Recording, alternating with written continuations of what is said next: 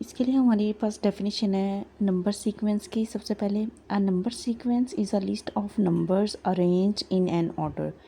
For example 2, 4, 6, 8, 10। Each number in a sequence is called a term. ठीक है, तो number sequence हमारे पास क्या होता है कि नंबर सीक्वेंस होता है हमारे पास एक लिस्ट होती है नंबर्स की जो अरेंज किसी ऑर्डर में अरेंज होते हैं। जैसे हमने एग्जांपल यहाँ पे लिखी है 2, 4, 6, 8, 10। इसके बाद आ जाए हमारे पास है arithmetic sequence, a sequence of numbers such that the difference D between two consecutive term is a constant. तो मतलब ऐसा सीक्वेंस जिसकी दो कंसेक्टिव टर्म्स का मतलब है दो या फर्स्ट और सेकंड या सेकंड और थर्ड। ठीक है, दो मिली हुई जो टर्म्स है ना उनके दरमियान का जो फ़र्क है उनको माइनस करें तो वो जो है वो बराबर आए हर नंबर के दरमियान, हर दो कंसेक्टिव नंबर्स के दरमियान में, तो वो हमारे पास अरिथमेटिक सीक्वेंस होगा। इसका जो डिफरेंस होगा उसको डी से ज़ाहिर किया जाएगा।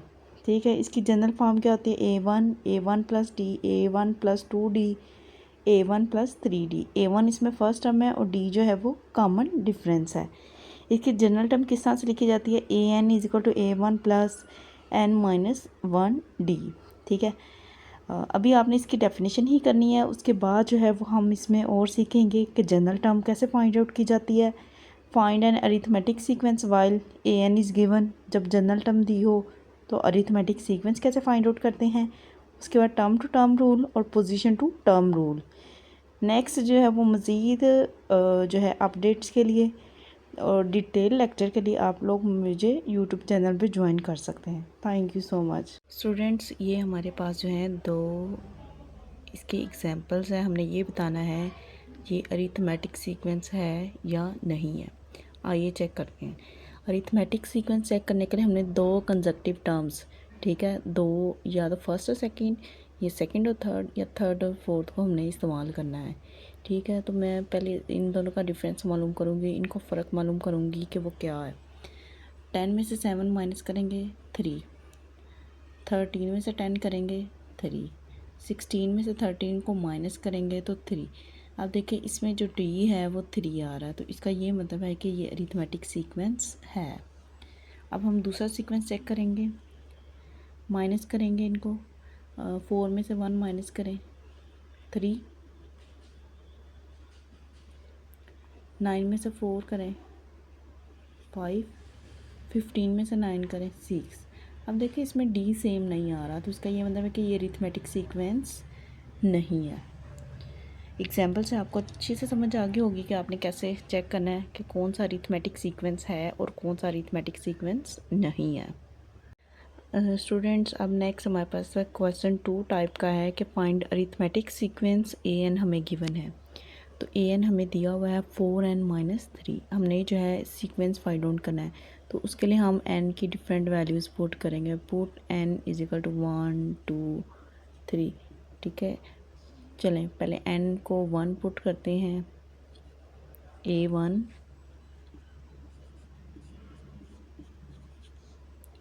ये आ जाएगा 4-3, तो A1 आ जाएगा हमारे पास 1। ठीक है, अब इसके बाद put n is equal to 2,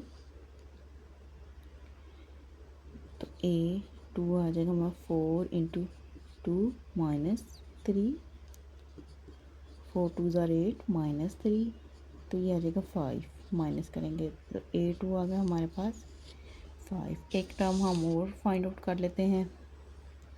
3 put करेंगे A3, 4 इंटू 3 माइनस 3, ये 12 माइनस 3, ये आ जाएगा 9। तो A3 हमारे पास क्या आ जाएगा 9। अब हम सीक्वेंस लिखेंगे, क्या है हमारे पास सीक्वेंस, देखें 1, 5, 9। चेक करें कि सीक्वेंस क्या अरिथमेटिक है। इसका और इसका डिफरेंस 4 है, इसका भी डिफरेंस 4 है, तो ये एक अरिथमेटिक सीक्वेंस है। क्वेश्चन 3 टाइप है हमारे पास, फाइंड द जनरल टर्म। अब हमने इसमें जनरल टर्म से मुराद हमने AN जो है वो फाइंड आउट करना है। हमारे पास ये वैल्यूज़ दी हुई हैं, सीक्वेंस दिया हुआ है। आइए देखते हैं, इसमें A1 जो है वो 6 है, D हमने फाइंड आउट करना है 13 माइनस 6, सेकेंड में से फर्स्ट को माइनस करेंगे तो ये आ जाएगा हमारे पास 7 आ जाएगा। अब हम अपना जनरल फार्मूला लगाते हैं। हमें पता है कि जनरल फार्मूला है an is equal to a1 plus n-1 d। a1 इसमें 6 है प्लस n ही रहेगा क्योंकि हमें n टर्म्स का नहीं मालूम, और d आ जाएगा 7। हम इसको सॉल्व करेंगे। 6 प्लस 7n-7, तो ये आ जाएगा 7n plus minus minus minus 1। तो ये आ गई हमारे पास इसकी जनरल टर्म, nth टर्म। ये हमारी इसकी nth टर्म आ गई इस सीक्वेंस की। नेक्स्ट और मोस्ट इम्पोर्टेंट क्वेश्चन है, इस टाइप के क्वेश्चंस पेपर में आते हैं कि which term of arithmetic sequence is this. अब इसमें हमने मालूम क्या करना है, हमने ये मालूम करना है कि ये जो है ये कौन से वाली टर्म है, ये मतलब कि हमने n मालूम करना है। ठीक है, आइए देखते हैं कि हमें कौन कौन सी चीज़ें इसमें दी हुई हैं। a1 1 है, d इसमें 4 - 1 3 या 7 - 4 करके 3 d 3 है। ठीक है, और an जो है वो 91 है, और n हमने इसमें फाइंड आउट करना है। ठीक है, मोस्ट इम्पोर्टेंट क्वेश्चन। अब हमें पता है जनरल टर्म बराबर होती है a1 प्लस n-1 d के। an की जगह 91 आ जाएगा, a1 की जगह 1 प्लस n हमने मालूम करना है, और d की जगह पे 3। इसको सॉल्व करेंगे। 1 प्लस 3n, 3 मल्टीप्लाई हो रहा है -3, ये आ जाएगा 3n-2, और ये 91। 3n इधर रहेगा, ये 1 -2 उधर जाके +2 हो जाएगा, तो ये आ जाएगा 91 + 2 93 इज इक्वल टू 3n। अब दोनों तरफ 3 से डिवाइड करेंगे, 3 3 से काट, 3 3 सा 9 1, तो ये n आ जाएगा हमारे पास n इज इक्वल टू 31। तो इसका ये मतलब है कि ये जो 91 है ये इसकी 31st टर्म है, 31वीं इसकी ये टर्म है। यही हमने इसके अंदर मालूम करना था। यही सवाल पेपर में ज़रूर आते हैं इस तरह के, तो आप इसको अच्छी तरह से कर लीजिएगा। अस्सलाम वालेकुम स्टूडेंट्स, आज का हमारा टॉपिक है टर्म टू टर्म रूल। हम लोग पढ़ रहे हैं अरिथमेटिक सीक्वेंस। ठीक है, तो उसके लिए 2 रूल्स हैं। कौन कौन से हैं? एक है टर्म टू टर्म रूल और एक है पोजीशन टू टर्म रूल। तो टर्म टू टर्म रूल में देखें, a rule which describes how to get next term from the previous term. के इसमें ये रूल ये बताता है कि हमें जो नेक्स्ट टर्म है ना वो पिछली टर्म से किस तरह से फाइंड आउट करनी है। चलिए आइए समझते हैं हम कि किस तरह से हमने इसको फाइंड आउट करना है। ये बहुत ईजी है, बस आपने ये समझना होता है कि इसके अंदर रूल कौन सा यूज़ हो रहा है। ये है हमारे पास एक एग्जांपल, हम इसकी मदद से समझते हैं। इसमें आपने ये देखना है, गौर करना है कि इसमें कौन सा रूल बन रहा है। जैसे इसके फर्स्ट टर्म 2 है, सेकंड टर्म 6 है, तो 2 में कितने प्लस या माइनस करें तो 6 आएगा। तो 2 में 4 प्लस किया जा रहा है, ठीक है, 6 आ रहा है। अब 6 में कितने प्लस करेंगे हमारे पास वो 10 आए, तो वो भी 4 है।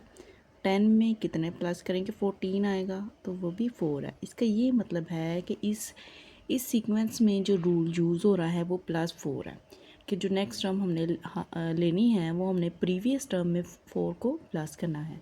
अब इसमें हम 4 प्लस करेंगे तो हमारे पास आ जाएगा 18। ठीक है, अब इसमें +4 करेंगे तो हमारे पास नेक्स्ट टर्म आ जाएगी 22।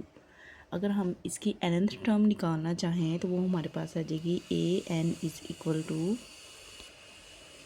an-1 + 4।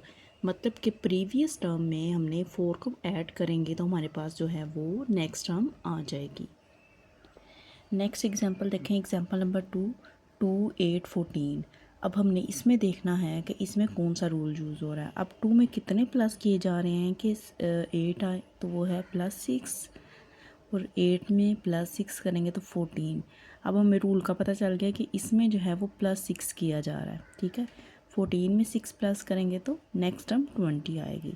अब हमने इसकी nth टर्म निकालनी होगी, तो वो किस तरह से निकालेंगे?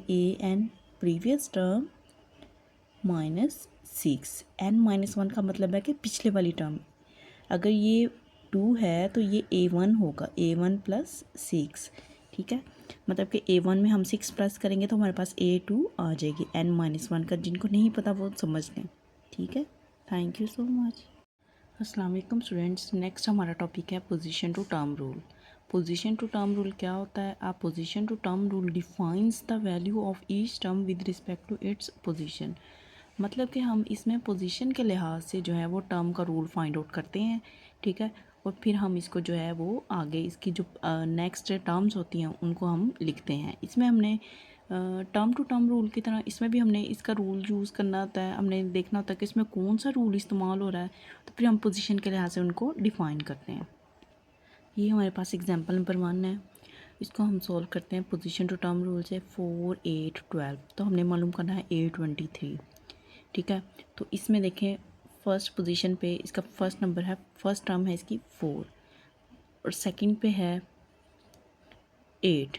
तो अगर हम गौर करें तो ये 4 का टेबल है, ठीक है।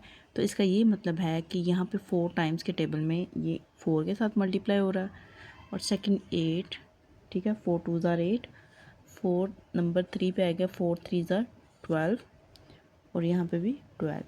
इसका ये मतलब है कि हम हमारी जोन सी भी टर्म होगी उसका हम 4 के साथ मल्टीप्लाई करेंगे तो हमारी वो टर्म आ जाएगी, ठीक है। पोजीशन को 4 के साथ मल्टीप्लाई करेंगे तो हमारे पास वो टर्म आ जाएगी। अब हमने मालूम करना है A23, तो इसका ये मतलब है कि हम 23 को पोजीशन को मल्टीप्लाई करेंगे 4 के साथ तो हमारी वो टर्म आ जाएगी, तो वो आ जाएगा 92। ये देखिए इस तरीके से हम जो है वो डायरेक्ट वो टर्म फाइंड आउट कर सकते हैं जो हमने फाइंड आउट करनी है, जबकि टर्म टू टर्म रूल में ऐसा नहीं हो सकता। उसमें जो उसमें हमें सारी टर्म्स निकालनी पड़ती हैं, फिर हम वो बड़ी टर्म फाइंड आउट कर सकते हैं, जबकि इसमें हम इजीली जो है वो कोई भी टर्म फाइंड आउट कर सकते हैं। स्टूडेंट्स ये हमारे पास एग्जांपल नंबर 2 देखें, 2, 9, 16, 23 और हमने मालूम करना है A41। तो उसके लिए हम position to term rule use करेंगे। इसकी फ़र्स्ट पोजीशन पे टर्म है 2, सेकंड पे है 9 और थर्ड पे है 16। हमने जो है वो इसके अंदर रूल यूज़ करना है। तो रूल हमें ये पता चला है कि ये 7 टाइम्स टेबल होगा और -5 करेंगे तो हमारे पास टर्म आ जाएगी। 7 1 इज़ 7। अब ये 2 कैसे आया? 7 में से हमने 5 माइनस करते जाना। अब 7 को 2 से मल्टीप्लाई करेंगे तो 14। अब 9 कैसे आएगा? 14 में से 5 माइनस करेंगे तो 9 आएगा। अब जो थर्ड है 7 3 ज़ार 21। अब 21 में से 5 माइनस करेंगे तो हमारे पास 16 आ जाएगा। तो इसका ये मतलब है कि हमारे पास A41 कैसे आएगा, वो हमने किस तरह से निकालना है कि जो 741 को पहले पोजीशन के साथ मल्टीप्लाई करेंगे और -5। 7 1 इज़ 7, 7 4 ज़ार 28 -5, तो ये आंसर आ जाएगा 282। तो ये हमारे पास आ गया A41, यही हमारा इसका आंसर है। उम्मीद है कि आपको बहुत अच्छी समझ आई होगी। अगर मज़ीद आपने जो कुछ समझना है तो आप कमेंट में मुझे बता सकते हैं। स्टूडेंट नेक्स्ट हमारे पास इस टाइप के क्वेश्चन है, find the indicated term of arithmetic sequence. ए जो है वो 5 है, डी हमें 3 दिया और A6 हमने मालूम करना है। तो हम इसका जनरल फार्मूला यूज़ करेंगे, AN = A1 + n-1 D। अब A6 मालूम करना है, n की जगह पे हम 6 पुट करेंगे। A1 की जगह पे 5 + 6 - 1 और D की जगह पे 3। तो ये जगह 5 + 6 में से 1 माइनस करेंगे, पहले ब्रैकेट को सॉल्व करेंगे। यह जगह 5 और ये 3। अब मल्टीप्लाई करेंगे पहले 15, तो ये आ जाएगा 20। तो A6 आ गया हमारे पास 20 और यही हमारा आंसर है।